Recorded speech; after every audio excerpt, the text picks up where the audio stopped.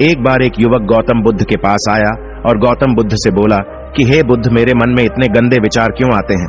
मैं नहीं चाहता कि मेरे मन में गंदे विचार आए, पर मेरे मन में हमेशा काम वासना के विचार चलते रहते हैं और मैं इनके बारे में सोच सोच कर बहुत परेशान हूं। मेरी ऊर्जा और समय यह सब सोचने में ही नष्ट हो जाता है और इन सब के विचारों की वजह से मैं कभी भी शांत नहीं रह पाता और मैं हमेशा ही स्त्रियों को देखकर मोहित हो जाता हूं, अपने आप को रोक ही नहीं पाता। बुद्ध मुस्कुराए और उन्होंने उस युवक से पूछा, क्या तुम्हें पता है यह काम वासना होती क्या है? फिर उसने ने उत्तर दिया और कहा, बुद्ध, मैं यह तो नहीं जानता कि काम वासना होती क्या है, पर हां, ये जो भी है बहुत बुरी चीज है। फिर बुद्ध ने उस युवक से कहा कि सबसे पहले तो तुम्हें यह समझना है कि प्राकृतिक रूप से जो भी चीज हमारे अंदर है वह बुरी नहीं है। हमारे जीवन में उसकी कुछ ना कुछ जरूरत है। वासना कोई बुरी बात नहीं है। यह तो हमारे मन की एक भावना है जो हमें किसी ना किसी चीज की कमी का एहसास करवाती है और फिर हम उस चीज को पाने के लिए उस चीज की तरफ आकर्षित हो जाते हैं। जैसे अगर तुम्हारे पास धन की कमी है तो तुम में धन पाने की वासना उत्पन्न हो जाएगी, तो वासना कुछ और नहीं, बस एक प्रकार की कमी है जो कि एक प्रकार की जरूरत का एहसास है, और जब यह जरूरत शारीरिक हो तो हम इसे काम वासना का नाम देते हैं। युवक ने गौतम बुद्ध को कहा कि बुद्ध, मुझे काम वासना का मतलब तो समझ में आ गया, पर आप मुझे यह बताइए कि यहां आती कहां से है और कैसे आती है? गौतम बुद्ध ने कहा कि काम वासना कहीं से आती नहीं है, यह तो हमारे अंदर ही होती है और इसका होना तो जरूरी भी है, तभी तो मानव जाति का विस्तार होगा। युवक ने कहा, जब यह हमारे अंदर ही है और जरूरी भी है तो फिर लोग इसे गलत क्यों बोलते हैं? बुद्ध ने कहा कि यही तो समस्या है। लोगों ने काम वासना को गलत तरीके से सोच लिया है, इसे छुपाने की, दबाने की कोशिश करते हैं। काम वासना गलत नहीं है, बल्कि काम वासना का गलत तरीके से प्रयोग करना गलत बात है। लोग जिससे प्रेम करते हैं बस उसी के लिए जीने लग जाते हैं, उसे पाना ही अपना मार्ग बना लेते हैं और उसी के बारे में हमेशा सोचते रहते हैं, पर यह सब गलत है।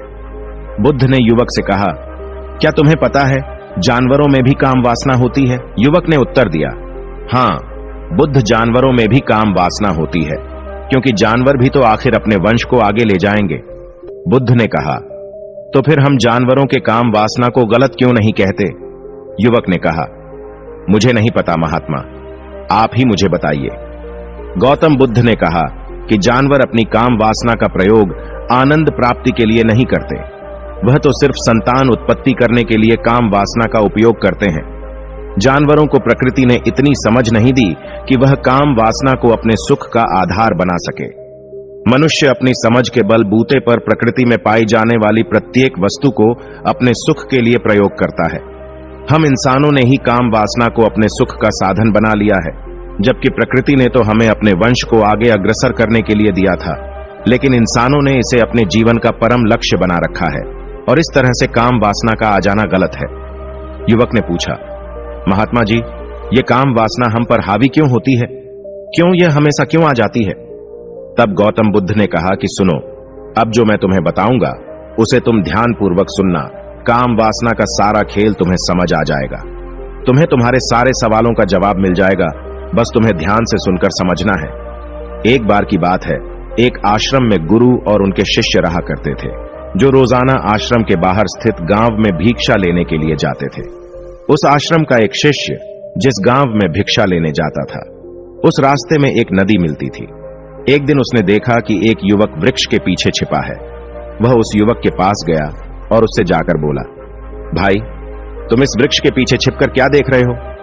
युवक ने कहा, अरे तुझे नहीं दिख रहा क्या कि मैं क्या देख रहा हूं? तब शिष्य ने नदी की तरफ देखा तो वहां पर कुछ युवतियां पानी भर रही थीं। तब उसने उस युवक से कहा, अरे भाई, वहां पर तो युवतियां पानी भर रही हैं, इसमें छिपकर देखने वाली क्या बात है? तब वो युवक शिष्य की तरफ देखकर उससे कहता है, अरे पागल, तुम्हें दिखाई नहीं दे रहा क्या कि कैसे यह परियां नदी से पानी निकाल रही है? जरा उनकी अदाओं को तो देखो, उनके कोमल शरीर को देखो, उनकी पतली कमर मटके को उठाते समय बाल खाती है और उनके बाल उनकी कमर पर कैसे लहरा रहे हैं, मानो सुंदरता बिखर रही हो। शिष्य ने फिर नदी की तरफ देखा और इस बार वह इसे देखता ही चला गया। अभी तक तो कुछ भी नजर नहीं आ रहा था और वह बिल्कुल निर्भय था, उसे किसी भी बात का कोई डर नहीं था। लेकिन अब वो छिपने लगा और उन युवतियों को देखने लगा, और जब वो छिपकर उन युवतियों को देख रहा था तभी वह अचानक अंदर से कांप गया और उसने कहा कि यह मैं क्या कर रहा हूं? मैं जो कर रहा हूं वह सही नहीं है, मुझे यहां से चले जाना चाहिए। और फिर वह जल्दी से वहां से चला गया। वो आश्रम पहुंच जाता है। आश्रम जाकर वो अपने कार्यों में लग गया, लेकिन जो अभी वह देखकर आया था वही उसकी आंखों के सामने बार बार आ रहा था। उसके मन में वही दृश्य चल रहा था।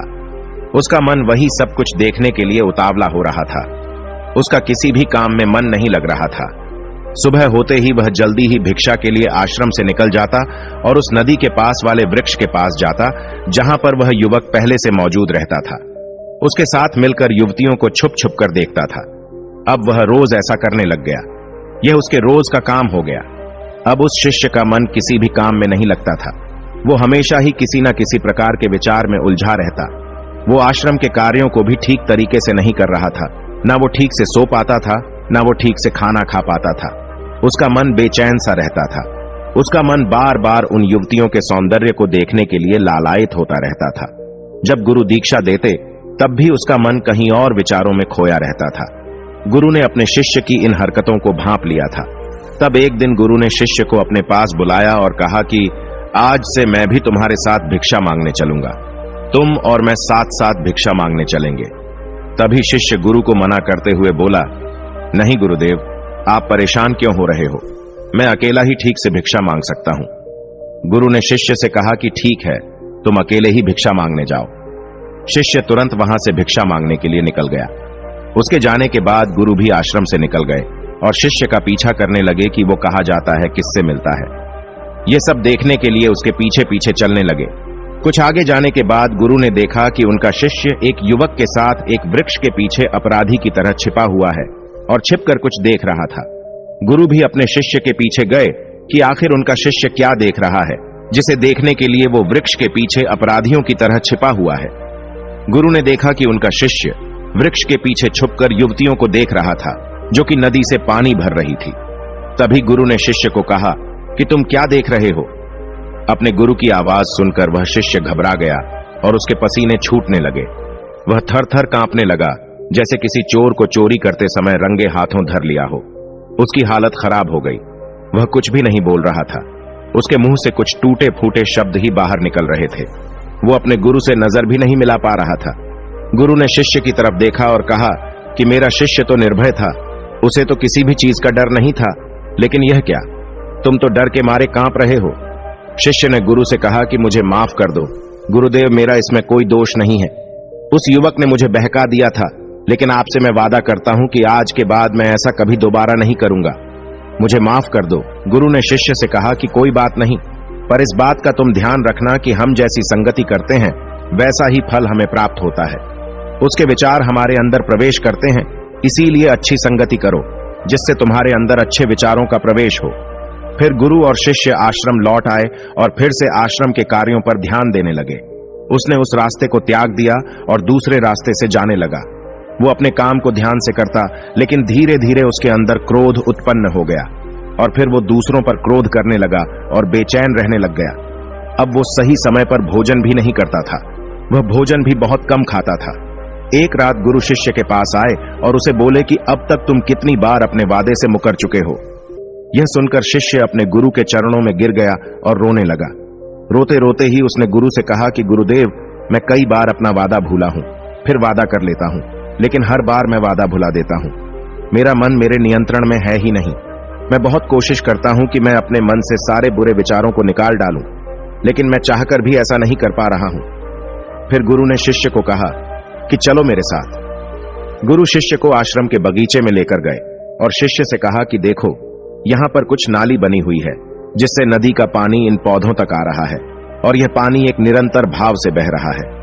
क्या तुम इस पानी के बहाव को रोक सकते हो? शिष्य ने कहा कि हां गुरुदेव, मैं इस बहाव को रोक सकता हूं। फिर शिष्य ने मिट्टी उठाकर उस नाली में डाल दी। वो पानी कुछ देर के लिए रुक गया और फिर कुछ समय बाद मिट्टी के ऊपर से पानी बह गया। गुरु ने शिष्य से कहा, अरे यह क्या, यह तो पानी रुका ही नहीं। फिर शिष्य ने कुछ मट्टी पत्थर उठाकर उस नाली में डाल दिए और फिर कुछ समय के लिए पानी रुक गया, लेकिन फिर उस पत्थर के ऊपर से पानी निकल आया। फिर गुरु ने कहा कि यह क्या हुआ, पानी तो फिर से बह गया। तुम तो बोल रहे थे कि तुम इसे रोक दोगे। क्या हम किसी काम को रोकना चाहे तो क्या हम उसे रोक नहीं सकते? तब शिष्य ने कहा, कोई बात नहीं गुरुदेव, मैं इस पानी को तो आपको रोक के दिखाऊंगा। वह फिर से एक भारी सा पत्थर लेकर आया और उसे नाली पर डाल दिया और पानी रुक गया। तब गुरु से कहा कि देखा गुरुदेव, मैंने कहा था ना कि पानी को मैं रोक दूंगा। मैंने पानी को रोक दिखाया, आपकी बात मैंने पूरी कर दी। गुरु मुस्कुराए और बोले, अच्छा जरा ध्यान से देखो पा, ये रुक गया क्या? वो तो पीछे की नाली से बाहर आ गया और अगल बगल से बह रहा है। और ध्यान से देखो, इस पत्थर के आगे भी आ गया और यह पानी अपना रास्ता बदलकर फिर से आगे की तरफ बह जाएगा। और फिर कुछ देर बाद ऐसा ही हुआ। फिर गुरु ने शिष्य को समझाया कि तुम्हारे साथ भी तो ऐसा ही चल रहा है। तुम बार बार प्रयास कर रहे हो, पर हर बार तुम्हारा प्रयास टूट रहा है और यह हमेशा टूटता ही रहेगा। तुम कितना भी मिट्टी पत्थर रख लो, लेकिन पानी तो अपना रास्ता बना ही लेगा। यह सब देखकर शिष्य ने गुरु से कहा कि हे गुरुदेव, क्या कोई तरीका नहीं है जिससे मैं गंदे विचारों से बाहर निकल सकूं और यह मेरे मन में आए ही नहीं? गुरु शिष्य को एक नदी के पास ले गए जहां से उस बगीचे में पानी आ रहा था। गुरु ने शिष्य से कहा, वो पानी इसी नदी से जा रहा है। अगर हम यहीं से उस रास्ते को बंद कर दें जहां से पानी बगीचे में जा रहा है, अब क्या हम पानी को रोक नहीं सकते?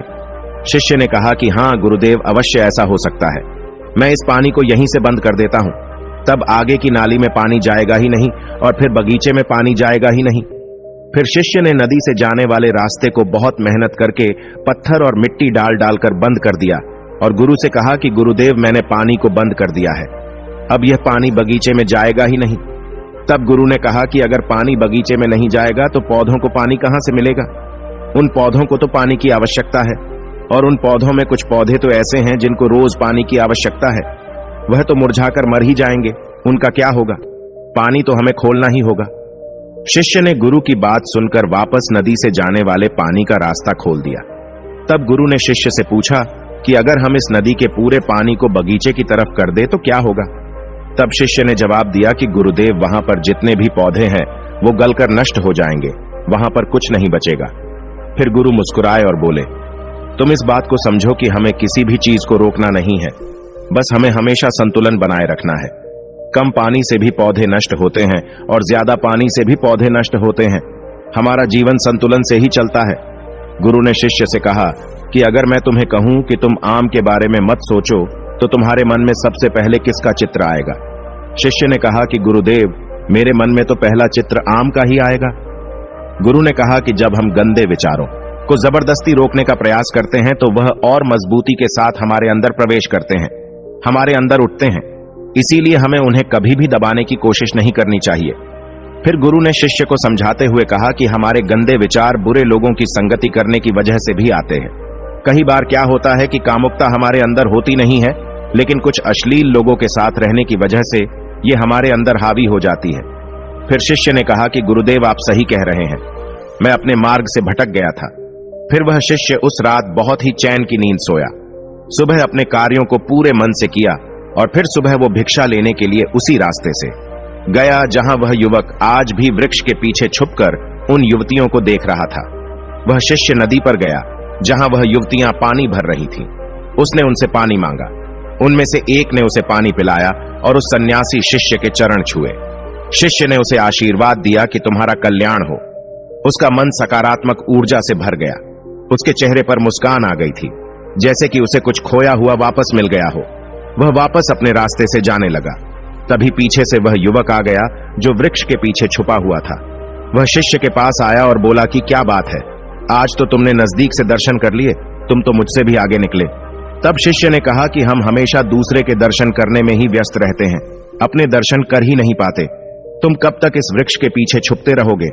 किसी को पसंद कर लो, उससे बोल दो। अगर वो भी तुम्हें पसंद करती है तो शादी कर लो, और उससे पहले तुम कुछ बन जाओ, अपने आप को पहचान लो। ऐसे अपना समय बर्बाद मत करो। फिर वह युवक रोज उससे मिलने लगा और उस युवक ने नदी पर जाना त्याग दिया। और फिर वो युवक अपने जीवन में कुछ बनने के लिए संघर्ष करने लगा। तो तुमने देखा संगति का असर क्या होता है। अपनी संगति बदलो, अपने विचार बदलो। बुद्ध ने युवक से पूछा कि क्या तुम्हें तुम्हारे सारे सवालों का जवाब मिल गया? तब युवक ने कहा कि हां महात्मा जी, आपका बहुत बहुत धन्यवाद। तब गौतम बुद्ध ने युवक से कहा कि जब तुम्हारे मन में गंदे विचार आए तब आप अपने आप को दोषी मत मानो, केवल उन विचारों में संतुलन बनाने का प्रयास करो और अपने आप को पहचानो। धन्यवाद।